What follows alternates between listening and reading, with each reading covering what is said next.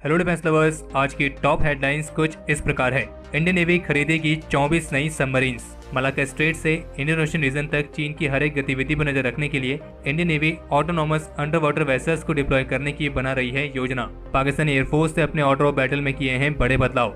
जल्द ही Indian army बदल सकती है अपनी कॉम्बैट यूनिफॉर्म्स को, और भारत और फ्रांस की स्पेस एजेंसीज मिलकर प्रोवाइड करेंगे इंडियन एस्ट्रोनॉट्स को नए इक्विपमेंट्स।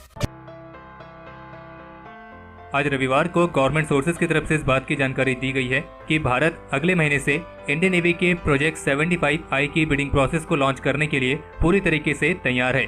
और जो ये प्रोजेक्ट 75I है, इसकी कीमत है करीब 55,000 करोड़ रुपए, जिसके तहत भारत में इंडियन नेवी के लिए 6 एडवांस कन्वेंशन सबमरीन्स बनाई जाएंगी। और सोर्सेज का कहना है कि प्रोजेक्ट 75I के लिए रिक्वेस्ट फॉर प्रपोजल यानी कि RFP जारी करने के लिए रक्षा मंत्रालय और इंडियन नेवी की एक सेपरेट टीम ने इसके ग्राउंड वर्क को पूरा कर लिया है, जिसमें सबमरीन्स की स्पेसिफिकेशंस और अन्य महत्वपूर्ण रिक्वायरमेंट्स को आइडेंटिफाई किया गया है। और जो ये RFP है, ये अक्टूबर के महीने में जारी की जाएगी। और जैसा कि आप सभी जानते होंगे कि इस प्रोजेक्ट 75I के लिए रक्षा मंत्रालय की तरफ से ऑलरेडी 2 इंडियन शिपयार्ड कंपनीज को शॉर्टलिस्ट किया गया है, जिनमें एक है स्टेट ऑन मस्गांव डॉक लिमिटेड और दूसरी है L&T ग्रुप। और इनमें से जिन कंपनी को चुना जाएगा वो अपने फॉरेन पार्टनर के साथ इन सबमरीन्स को भारत में मैन्युफैक्चर करेंगी।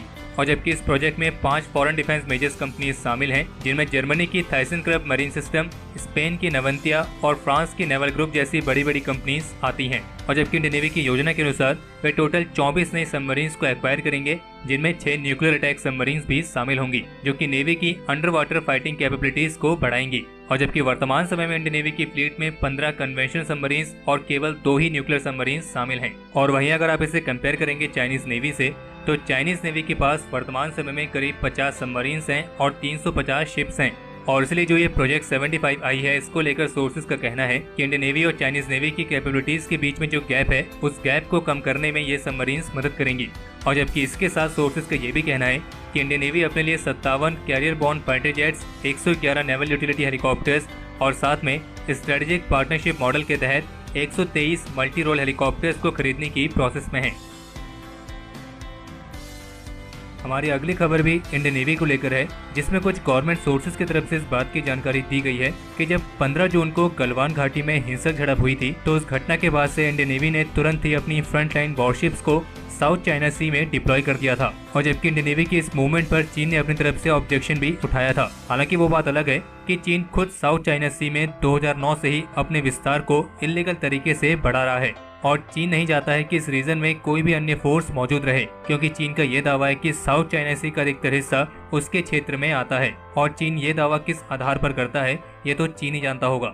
और सोर्सेज का कहना है कि जब इंडियन नेवी ने अपनी फ्रंटलाइन वॉरशिप्स को साउथ चाइना सी में डिप्लॉय किया था, तब उसी समय अमेरिकन नेवी की तरफ से भी उनके डिस्ट्रॉयर्स और फ्रिगेट्स को डिप्लॉय किया गया था। और इंडियन वॉरशिप्स अपने अमेरिकन काउंटरपार्ट के साथ सिक्योर कम्युनिकेशन सिस्टम्स के माध्यम से लगातार कांटेक्ट में थी। और जबकि उसी समय इंडियन नेवी की फ्रंटलाइन वॉरशिप्स को अंडमान एंड निकोबार आइलैंड के पास मलाक्का स्ट्रेट में भी डिप्लॉय किया गया था, जो कि चाइनीज नेवी के लिए इंडियन ओशन रीजन में प्रवेश करने का रास्ता है। और इसलिए सोर्सेज का कहना है कि अगर भारत की एडवर्सरीज ईस्टर्न या फिर वेस्टर्न फ्रंट पर भी किसी भी तरह का मिसएडवेंचर करती है, तो उसको हैंडल करने के लिए इंडियन नेवी पूरी तरीके से कैपेबल है। और जबकि Indian navy autonomous under water vessels और अन्य अनमैन्ड सिस्टम्स को खरीदकर उन्हें डिप्लॉय करने की योजना में भी है, ताकि मलाक्का स्ट्रेट से इंडियन ओशन रीजन की तरफ चाइनीज नेवी की हर एक मूवमेंट पर करीब से नजर रखी जा सके। और जबकि यूएस मिलिट्री के साथ तनाव होने के बावजूद भी साउथ चाइना सी में चाइना की मिलिट्री ड्रिल्स अभी भी जारी हैं, और इस रीजन में इन मिलिट्री ड्रिल्स को 2 सेट में लॉन्च किया गया है। और चाइनीज ऑफिशियल्स का कहना है कि इस मिलिट्री ड्रिल का प्रमुख उद्देश्य यही है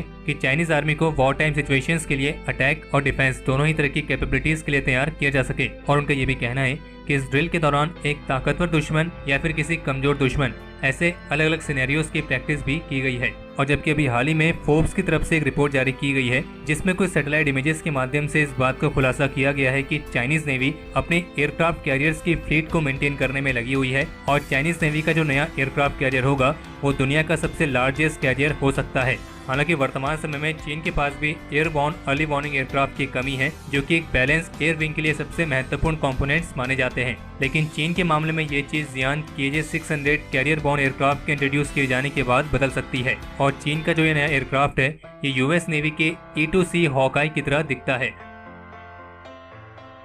आज श्रीनगर के पंटा चौक पर सीआरपीएफ और जम्मू कश्मीर पुलिस की एक जॉइंट नाका पार्टी पर कुछ आतंकियों द्वारा ओपन फायर किया गया था और फिर जिसके बाद इस एरिया में एक जॉइंट सर्च ऑपरेशन लॉन्च किया गया था और इस ऑपरेशन में अभी तक 3 आतंकियों के मारे जाने की खबर है, जिनसे एक AK-47 और 2 पिस्टल्स बरामद हुई हैं। लेकिन एक बुरी खबर यह है कि इस दौरान आतंकियों से लड़ते हुए जम्मू कश्मीर पुलिस के ASI बाबूराम वीरगति को प्राप्त हुए हैं। और जबकि आज जम्मू कश्मीर के नौसेना सेक्टर में LOC पर पाकिस्तान की तरफ से सीज फायर का उल्लंघन किया गया था और इस दौरान इंडियन आर्मी के नायब सूबेदार राजविंदर सिंह वीरगति को प्राप्त हुए हैं। हम ईश्वर से प्रार्थना करते हैं कि इन दोनों वीर योद्धाओं की आत्मा को शांति मिले और साथ ही हम भारत की सिक्योरिटी फोर्सेस को इस बात का आग्रह करते हैं कि वे पाकिस्तान को इसका मुंह तोड़ जवाब दें। और जबकि जम्मू कश्मीर में सिक्योरिटी ट्रूप्स काफी हाई अलर्ट पर हैं, क्योंकि ऐसे इनपुट्स मिले हैं कि यहाँ पे पाकिस्तान की बैट टीम कुछ हमलों को अंजाम दे सकती है। और अगर आतंकियों की बात हो और इसमें पाकिस्तान से जुड़ी कोई खबर ना हो, ऐसा हो ही नहीं सकता। तो इसलिए आतंकियों को बना देने वाले पाकिस्तान की एक रिपोर्ट है जिसके मुताबिक पाकिस्तान का जो अभी तक का टोटल कर्ज है वो उसकी टोटल GDP से भी ज्यादा हो गया है। लेकिन इसके बावजूद भी पाकिस्तान आतंकियों को सपोर्ट करने वाली अपनी हरकत कभी नहीं छोड़ेगा। और कुछ ऐसी भी रिपोर्ट्स है कि पाकिस्तान की जो एयरफोर्स है वो अपने ऑर्डर ऑफ बैटल में कुछ बड़े बदलाव कर रही है, जैसे कि जो उनकी मिराज फाइटर्स के स्क्वाड्रन है उसे सौरकोट से कराची की तरफ मूव कराया गया है। वहीं जो उनके JF-17 के स्क्वाड्रन है उसे कामरा से सौरकोट में मूव कराया गया है और साथ ही उनकी JF-17B फाइटर्स के स्क्वाड्रन को मियांवाली से कामरा की तरफ मूव कराया गया है। इंडियन आर्मी अपनी ऑलिव ग्रीन और कॉम्बैट यूनिफॉर्म में कुछ बड़े बदलाव कर सकती है और जिसके लिए समर, विंटर और कॉम्बैट अलग अलग सिनेरियोज के लिए ऑप्शंस पेश किए गए हैं। हालांकि इंडियन आर्मी की यूनिफॉर्म्स में बदलाव होने वाली जो ये रिपोर्ट है ये सबसे पहले पिछले साल 2019 में जारी हुई थी और इन बदलावों के लिए आर्मी को कुछ सजेशंस भी प्राप्त हुए थे और इनमें एक सजेशन ये भी शामिल था कि जो क्लोथ रैंक एपुलेट्स है जिसे सोल्जर की रेजिमेंट और उसके रैंक को आइडेंटिफाई किया जाता है उसकी पोजीशन को भी शिफ्ट किया जाए, जो कि फिलहाल की कॉम्बैट यूनिफॉर्म्स में शोल्डर में पहनी जाती हैं। और सजेशन ये था कि इसे शोल्डर से चेस्ट की तरफ मूव कराया जाए। और जबकि इनमें एक सजेशन लैंडयार्ड को लेकर था। लैंडयार्ड जो कि एक तरह की कॉर्ड होती है जो कि कुछ यूनिफॉर्म्स में शोल्डर की तरफ पहनी जाती है और हमने इस पर एक अलग से डेडिकेटेड वीडियो भी बनाई थी। अगर आपने वो नहीं देखी है तो उसका लिंक आपको इस वीडियो के आई बटन में मिल जाएगा। तो इस सुझाव में ये शामिल था कि पीस टाइम यूनिफॉर्म्स में जो बेल्ट पहनी जाती है उसको रिमूव किया जाए, क्योंकि वो काफी बड़ी होती है किसी नॉर्मल बेल्ट की तुलना में और इसी वजह से वो कई कंडीशंस में अनकंफर्टेबल भी साबित होती हैं। और जबकि कई सारी यूनिफॉर्म्स में शर्ट्स और ट्राउजर्स को भी मॉडिफाई करने का सजेशन दिया गया था। अब बाकी देखना यह है कि इंडियन आर्मी ने इन सारे सजेशंस में से कितनों को एक्सेप्ट किया है और कितनों को नहीं। और बाकी इसके अलावा इंडियन आर्मी के 2 स्नीपर डॉग्स सोफी और वीदा को अलग अलग मिलिट्री ऑपरेशंस में महत्वपूर्ण भूमिका निभाने के लिए आज COAS कमेंडेशन कार्ड से सम्मानित किया गया है। और इनमें से सोफी नाम की डॉग स्पेशल फ्रंटियर फोर्स की है और इस फोर्स की पहली डॉग है जिसे COAS कमेंडेशन कार्ड से सम्मानित किया गया है। और इन स्नीपर डॉग्स ने कई अलग अलग मिलिट्री ऑपरेशंस में माइंस, ग्रेनेड्स, IEDs जो कि जमीन के नीचे दफन किए गए होते हैं उनको डिटेक्ट करके कई सारे ट्रूप्स को घायल होने से बचाया है और कई सारी कैजुअलिटीज होने से भी बचाया है। और ये हमारे देश के वो अनसंग हीरोज हैं जो देश के प्रति अपना पूरा योगदान देते हैं, लेकिन बहुत ही कम लोग इनके बारे में जानते हैं।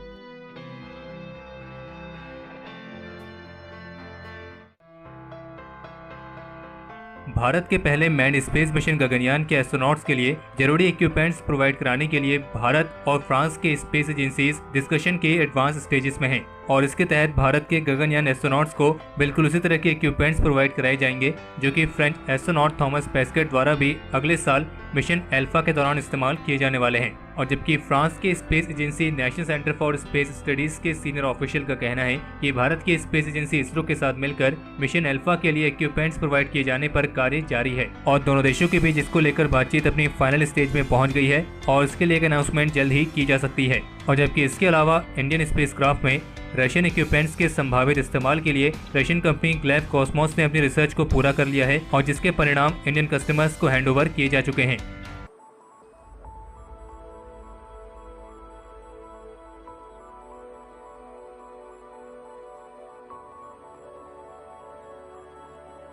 तो हमारे आज के इस एपिसोड के लिए इतना ही। अगर आपको यह एपिसोड पसंद आया हो तो इस वीडियो को लाइक करें और अगर आपका कोई सवाल या फिर सुझाव हो तो उसे कमेंट सेक्शन में शेयर करें। बाकी अगर आपने इस चैनल को सब्सक्राइब नहीं किया है तो इस चैनल को सब्सक्राइब करना ना भूलें।